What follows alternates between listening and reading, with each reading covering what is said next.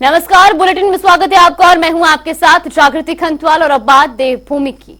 मुख्यमंत्री पुष्कर सिंह धामी हरिद्वार दौरे पर रहे। सीएम धामी ने देवपुरा चौक से चंद्राचार्य चौक तक भव्य रोड शो निकाला और धर्मनगरी वासियों को 1108 करोड़ की 158 परियोजनाओं की सौगात दी। इसके बाद नारी शक्ति महोत्सव कार्यक्रम में शामिल हुए। इस दौरान कार्यक्रम में सीएम धामी ने हल्द्वानी हिंसा के बाद वहां के लिए एक अहम घोषणा की।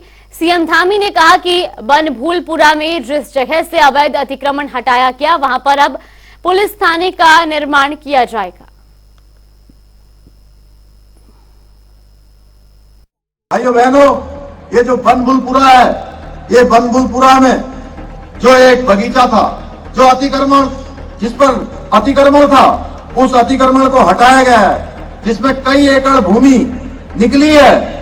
वो भूमि जहां पर आगजनी हुई है, जहां पर पथराव हुआ है, जहां पर उपद्रव किया गया है, जहां हमारे पुलिस कर्मियों के साथ सारे कानून को तोड़ने का काम किया है, पत्रकार भाइयों को भी आग में झोंकने का काम किया है, मैं आज इस मां गंगा के पवित्र तट से घोषणा करता हूं कि उस स्थान पर पुलिस का थाना बनाया जाएगा। बनभूलपुरा हिंसा के बाद प्रशासन और पुलिस की कार्यवाही लगातार जारी है।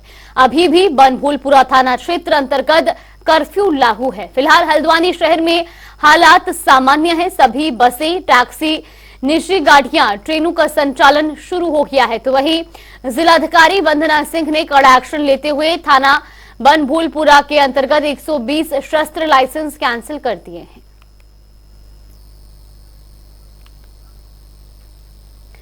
तो वहीं बनभूलपुरा हिंसा का मास्टरमाइंड अब्दुल मलिक और उसका बेटा पुलिस के हाथ आ गया है। इसके अलावा पुलिस ने सपा नेता के भाई को भी हल्द्वानी हिंसा के आरोप में गिरफ्तार कर लिया है। हल्द्वानी हिंसा मामले में पुलिस ने अभी तक 3 मुकदमे दर्ज किए हैं, तो वहीं 5 आरोपियों को गिरफ्तार किया गया है। हल्द्वानी हिंसा के बाद देहरादून में कासिम मोहम्मद अहमद कासमी ने प्रेस कॉन्फ्रेंस की, जिसमें उन्होंने हल्द्वानी हिंसा पर रोष व्यक्त करते हुए कहा कि राज्य और देश संविधान से चलता है, इसलिए संविधान संगत काम प्रदेश में होना चाहिए। देखिए, सीएम साहब जो हैं वो बड़े आदमी हैं, तो बड़े आदमी की बातें इसी किस्म की होती हैं आज के हिंदुस्तान में। मैं तो सिर्फ ये कहना चाहूँगा और आप इसको खूब अच्छी तरीके से समझ लीजिए। आपने एक संविधान, एक कानून तैयार किया, हमें कहते हैं, एक कौम को कहते हैं अलग से कि उस पर अमल करो, और जो आपने तैयार किया आप अमल ना करें, क्या ये कानून के खिलाफ नहीं हुआ? जो कुछ हुआ, जब ये आपने फरमाया कि मतलब जब उसमें 14 तारीख लगी हुई थी, समझे, और वो कोर्ट का मसला था, तो क्या ये कानून के खिलाफ नहीं किया? यानी आप कानून के खिलाफ करो और हम कानून की मतलब की पैरवी करें, इत्तबा करें, और हमें थ्रेट किया जाए, धमकी दी जाए, और तरह तरह के मतलब हमारे सामने मसाइल रखे जाए, और हमें मजबूर किया जाए कि संविधान को मानो। सही बात है, संविधान के सभी लोग मानते हैं, हम भी मानते हैं। हल्द्वानी में जहां एक तरफ हालात धीरे धीरे सामान्य होते दिख रहे हैं, तो वहीं दूसरी तरफ सुरक्षा बलों का लगातार हल्द्वानी पहुंचना किसी बड़े ऑपरेशन के संकेत दे रहा है। दिल्ली से जमीयत उलेमा ए हिंद के प्रतिनिधि भी हल्द्वानी पहुंचे, जिनकी जिला प्रशासन के साथ लगभग आधे घंटे प्रेस कॉन्फ्रेंस की। इस दौरान बातचीत में जमीयत के प्रतिनिधियों ने प्रशासन से अपील की है कि प्रभावित क्षेत्र में आम लोगों को राहत दी जाए। तो वहीं दूसरी तरफ प्रशासन ने भी भरोसा दिलाया है कि बेकसूर और आम लोगों को किसी भी तरह से परेशान नहीं किया जाएगा। देखिए हल्द्वानी से संवाददाता संजय प्रसाद की खास रिपोर्ट। हल्द्वानी में हुए दंगे के बाद हल्द्वानी की स्थिति जो है वो सामान्य बताई जा रही है, और कई क्षेत्रों से प्रभावित क्षेत्र को छोड़ के हल्द्वानी शहर से कर्फ्यू भी हटा दिया गया है। लेकिन इसी बीच एक सरगर्मी बढ़ी है। सशस्त्र सीमा बल जो है उसकी टुकड़ी हल्द्वानी पहुंच चुकी है, और ये तस्वीरों में आप देख सकते हैं सशस्त्र सीमा बल के ये गाड़ियां हैं, और इनमें जवान जो हैं सशस्त्र सीमा बल के वो बैठे हुए हैं, और इनका पहुंचना एक इंडिकेशन है कि अभी भी स्थिति जो है वो जो दिखाई जा रही है, जो तस्वीर हमें बताई जा रही है, वो तस्वीर वाकई में वो तस्वीर नहीं है, और तस्वीर में कहीं ना कहीं झोल जरूर है। लेकिन फिलहाल शहर की स्थिति जो है वो सामान्य है। शहर में ट्रैफिक छोड़ दिया गया है, और इंटरनेट सेवा भी कहीं कहीं किसी किसी क्षेत्र में बहाल कर दी गई है। बहरहाल पूरी तरह से शहर में अभी शांति स्थापित है और इंटरनेट सेवा जरूर कहीं ना कहीं किसी किसी शहर की किसी किसी क्षेत्र की बाधित है, लेकिन सशस्त्र सीमा बल की इस टुकड़ी को देख के लगता है कि प्रशासन यहाँ किसी बड़े ऑपरेशन की तैयारी में है। अब वो ऑपरेशन क्या होने जा रहा है ये तो आने वाला वक्त ही बताएगा, लेकिन बहरहाल शहर के बारे में अगर बात की जाए तो शहर को सामान्य करने में प्रशासन यहाँ जी तोड़ मेहनत से लगा हुआ है। जगह जगह जो शहर के एग्जिट पॉइंट्स हैं, एंट्री पॉइंट्स हैं, उन पर लगातार चेकिंग यहाँ चल रही है, लगातार उन पर निगरानी रखी जा रही है और जो प्रशासन के और पुलिस के बड़े अधिकारी हैं, आला अधिकारी हैं, वो भी ग्राउंड जीरो पे उतर के अपनी निरीक्षण कर रहे हैं और अपने जो भी पुलिसकर्मी हैं, जो भी सुरक्षा कर्मी हैं, उनको कहीं ना कहीं हिम्मत देने का काम कर रहे हैं। जनता टीवी के लिए संजय प्रसाद, हल्द्वानी से। और चलिए वक्त तो चला एक छोटे से ब्रेक का, ब्रेक के बाद फौरन हाजिर होंगे।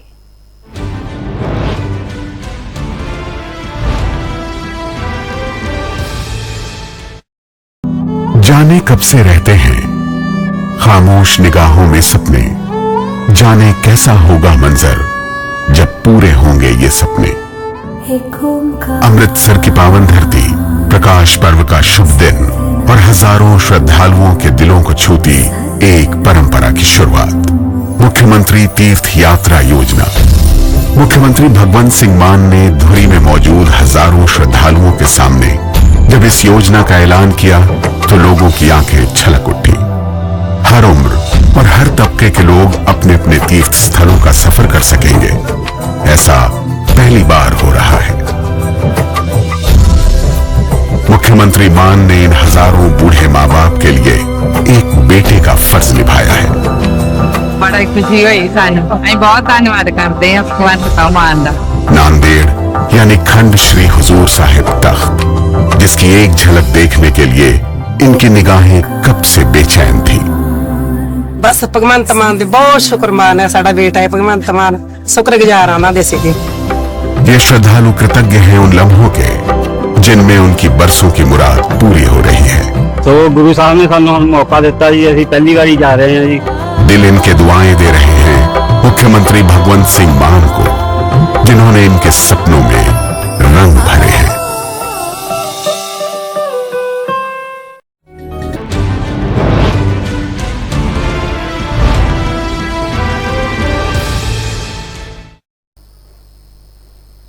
ब्रेक के बाद स्वागत है आपका। रुक करेंगे खबरों की ओर।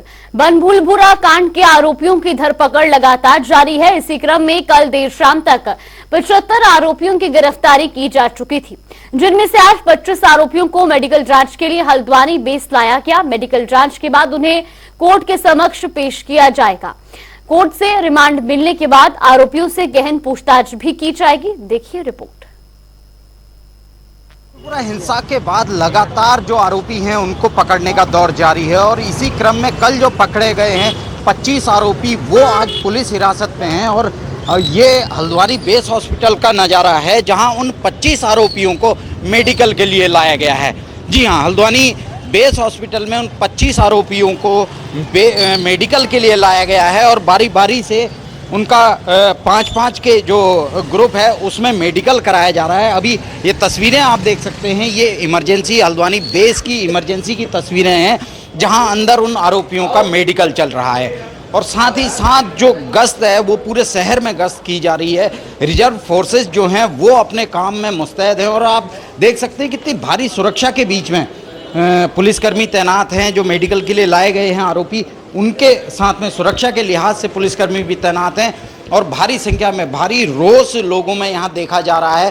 हालांकि आम आदमी की अगर बात करें तो हर कोई इस घटना की निंदा कर रहा है और इस घटना को विभत्स बता रहा है, लेकिन बहरहाल आने वाला वक्त ही बताएगा कि किस तरह से आरोपियों के साथ आरोपियों की गिरफ्तारी होती है और क्या उनके साथ कोर्ट में किया जाता है। इसके बाद की बात अगर हम बताएं तो मेडिकल के बाद आरोपियों को कोर्ट में पेश किया जाना है, जहां से वो फिर उनको पुलिस कस्टडी में लिया जाएगा। कोर्ट से उनको पुलिस कस्टडी में भेजा जाएगा, उसके बाद उनसे गहन पूछताछ की जाएगी। जनता टीवी के लिए संजय प्रसाद, हल्द्वानी से। आगामी लोकसभा चुनाव को लेकर यूथ कांग्रेस पूरी तरह से एक्टिव मोड में नजर आ रही है।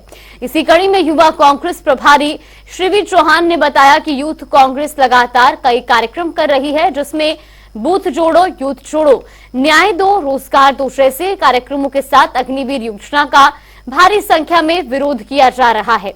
साथ ही उन्होंने कहा कि हम लगातार लोगों से बात कर राज्य और देश को बचाने के लिए कांग्रेस को वोट देने की अपील कर रहे हैं।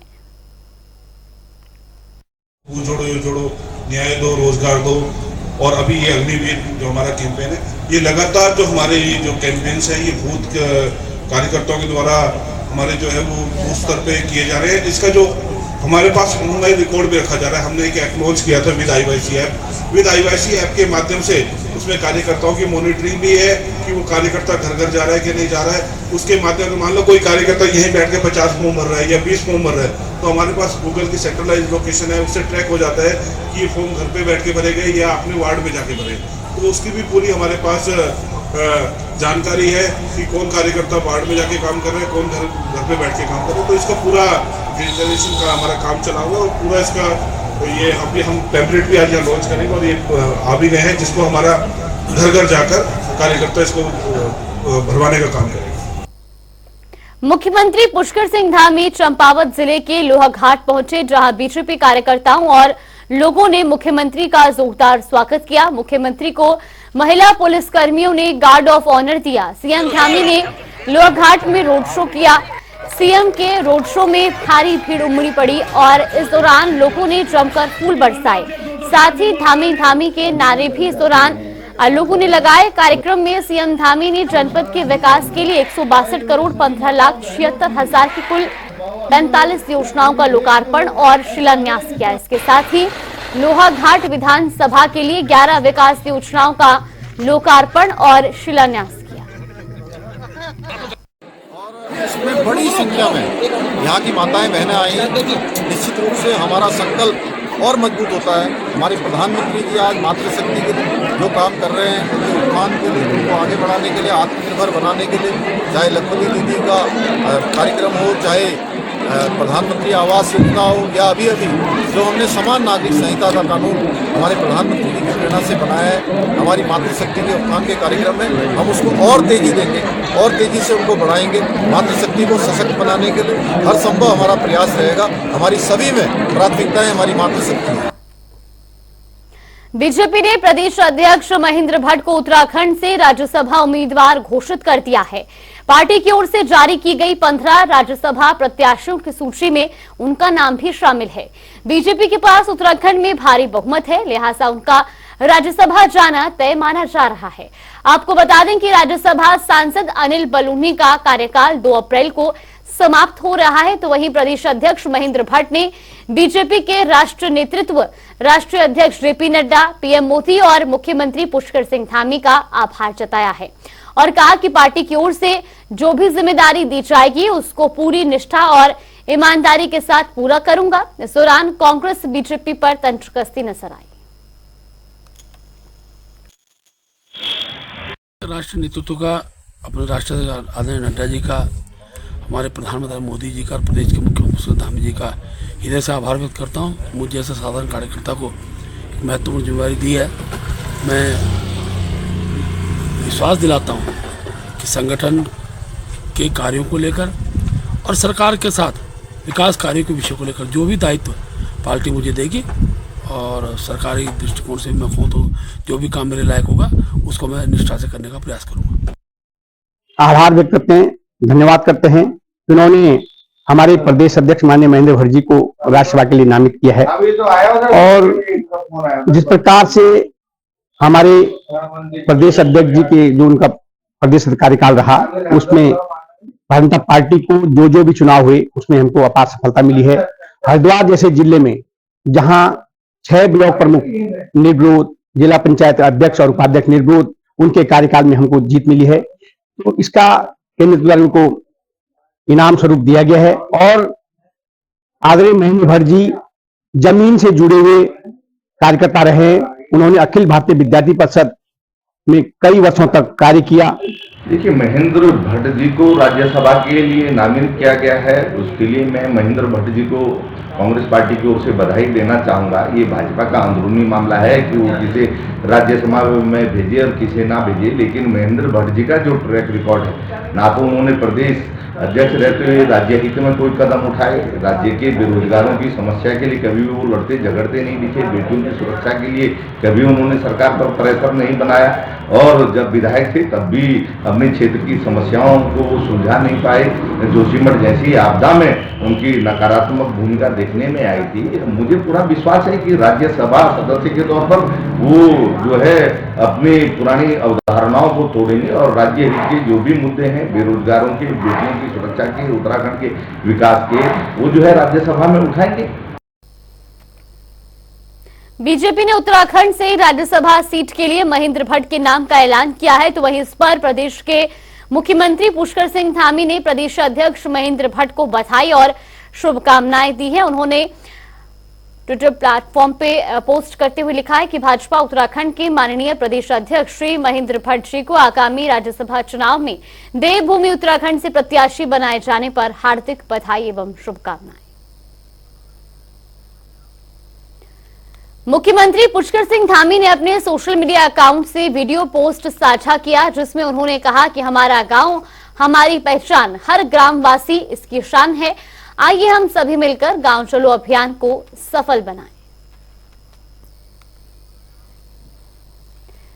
तो वहीं लोकसभा चुनाव के मद्देनजर बीजेपी गांव चलो अभियान चला रही है और इसी पर जानकारी देते हुए बीजेपी प्रदेश मीडिया प्रभारी मनवीर चौहान ने कहा कि मुख्यमंत्री पुष्कर सिंह धामी से लेकर बीजेपी के पदाधिकारी और कार्यकर्ता गांव-गांव जाकर रात में प्रवास कर रहे हैं और इस दौरान गांव में चौपाल लगाकर आम लोगों की समस्याओं को सुना जा रहा है। चुनाव को लेकर के पूरे देश भर में गांव चलो अभियान का कार्यक्रम आयोजित किया है और हमारे उत्तराखंड में भी भारतीय जनता पार्टी के द्वारा 9, 10 और 11 फरवरी को हमारे प्रदेश के सभी पदाधिकारी, हमारे सभी विधायक, सभी सांसदगण और यहाँ तक कि हमारे मुख्यमंत्री माननीय पुष्कर सिंह धामी जी और हमारे प्रदेश अध्यक्ष आदरणीय महेंद्र भट्ट जी 24 घंटे के लिए किसी न किसी गांव में प्रवास करेंगे और इस प्रवास कार्यक्रम में वहाँ पर गांव वालों की समस्याओं को सुनेंगे और साथ ही हमारी केंद्र और प्रदेश सरकार की जो महत्वाकांक्षी योजनाएं हैं उनके जो लाभार्थी हैं उन सभी लोगों से वो संपर्क करने वाले हैं और उस गांव में किस प्रकार के जो सामाजिक रीति रिवाज हैं उनसे जुड़ने का भी प्रयास करेंगे और सभी को भारतीय जनता पार्टी से जोड़ने के लिए कार्य करेंगे। गैरसैंण या देहरादून में करने को लेकर विपक्ष से कोई राय नहीं ली गई है, तो वहीं इस पर कांग्रेस प्रवक्ता शीशपाल बिष्ट ने बीजेपी पर निशाना साधा। उन्होंने कहा कि सरकार जिस तरीके से सदन में कार्रवाई करती है और जिस प्रकार से कानून बनाने का काम करती है, इसे कानून बनाना नहीं बल्कि थोपना कहते हैं। इसके साथ ही उन्होंने कहा कि अभी तक बजट सत्र को लेकर विपक्षी दलों से कोई भी बातचीत नहीं की गई है।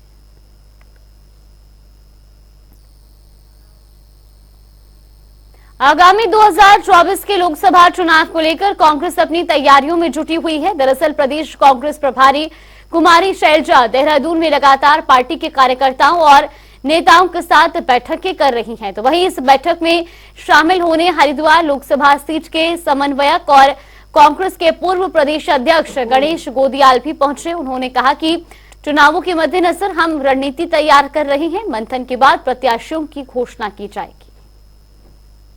हमारे राष्ट्रीय स्तर के नेतृत्व पर निर्भर करता है कि वो पूरे देश में जब चुनाव अनाउंस होंगे तो निश्चित रूप में जहां प्रथम चरण में मतदान होगा वहां पहले लिस्टें बनेंगी, जो द्वितीय चरण में होगा फिर उसके बाद बनेंगे और इसी प्रकार से पूरा कार्यक्रम बनेगा। हम अपना होमवर्क कर रहे हैं, प्रभारी जी आई हैं वो अपना होमवर्क कर रही हैं विभिन्न स्तरों पर। जैसे मुझे हरिद्वार का कोऑर्डिनेटर बनाया गया, मेरी अपनी तैयारी है, आज हमारी बैठक है, मैं अपनी बात को वहां पर रखूंगा। तो ये उसी का ये उसी दिशा में बढ़ते हुए कदम है। तो जब भी ये आवश्यक होगा कि हमारा होमवर्क पूरा हो गया, हम प्रत्याशियों की घोषणा करेंगे। लोकसभा चुनाव नजदीक है और लोकसभा चुनाव को देखते हुए कांग्रेस पार्टी भी एक्शन मोड में आ गई है। तो वहीं कांग्रेस प्रदेश प्रभारी कुमारी शैलजा का 2 दिवसीय उत्तराखंड दौरा खत्म हो गया है। इस दौरान कुमारी शैलजा ने प्रदेश कार्यालय में विधायकों, जिला अध्यक्ष सहित दावेदारों से भी मुलाकात की। अगर बात की जाए महिला दावेदारों की तो 2 लोकसभा सीट पर 3 महिलाओं ने अपनी दावेदारी पेश की है, जिसमें से महिला कांग्रेस प्रदेश अध्यक्ष ज्योति रौतेला और सरोजनी कैंतुरा पूर्व जिला पंचायत अध्यक्ष, पूर्व महिला कांग्रेस अध्यक्ष ने पौड़ी लोकसभा सीट से और अल्मोड़ा से आशा टमटा ने अपनी दावेदारी पेश की है। तो वहीं अभी तक सीट बंटवारे को लेकर पार्टी ने कोई भी नाम घोषित नहीं किया है। पौड़ी से 2 महिलाओं ने मांगे, उसमें एक मैं खुद हूँ और एक हमारे पूर्व जिला पंचायत अध्यक्ष रही है, महिला कांग्रेस के अध्यक्ष रही है सरोजनी कैंतुरा जी, उन्होंने टिकट की दावेदारी करी है। और अल्मोड़ा से आशा टमटा जी हैं, उन्होंने दावेदारी करी है। बस 3 ही महिलाएं ऐसी हैं जिन्होंने अभी आने वाले लोकसभा को लेके शैलजा जी के सामने अपनी दावेदारी पेश करी और मैम ने बोला कि वो कंसीडर करेंगी, वो देखेंगी कि जो महिलाएं अपने क्षेत्र में मजबूत है उनके लिए किस तरीके से उनको आने वाले लोकसभा चुनाव में उनका क्या भागीदारी रहेगी।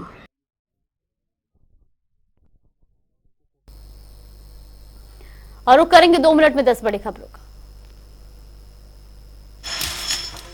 सीएम धामी का चंपावत दौरा, रोड शो में उमड़ा जन सैलाब, योजनाओं का किया लोकार्पण और शिलान्यास। लोकसभा चुनाव की तैयारियों में जुटी कांग्रेस कार्यकर्ताओं और नेताओं के साथ बैठकों का दौर, मंथन के बाद प्रत्याशियों की होगी घोषणा।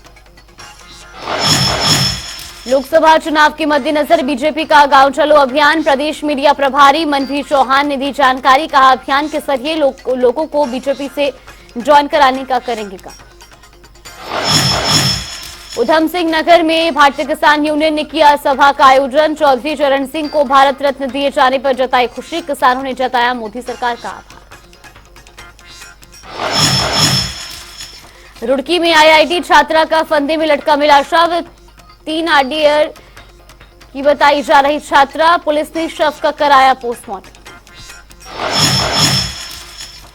मसूरी में भूमाफियाओं का गुंडा राज, सब्जी विक्रेता की दुकान को गन पॉइंट पर खाली करवाकर किया कब्जा, पीड़ित पक्ष ने दुकान वापसी को लेकर दिया था।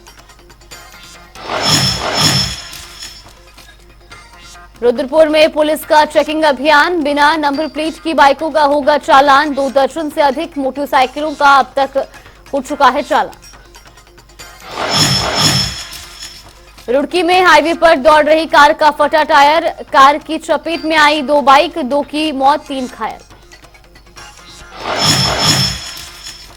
बागेश्वर में बंदरों का आतंक, गढ़खेत वन रेंज में मवई निवासी महिला पर किया हमला, वन विभाग ने बंदरों को पकड़ने का चलाया अभियान।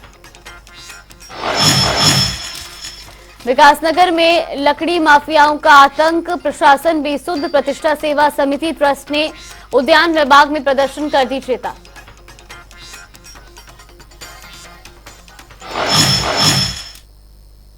चलिए बुलेटिन में फिलहाल के लिए बस इतना ही, यहां पे रुकते हैं छोटे से ब्रेक के।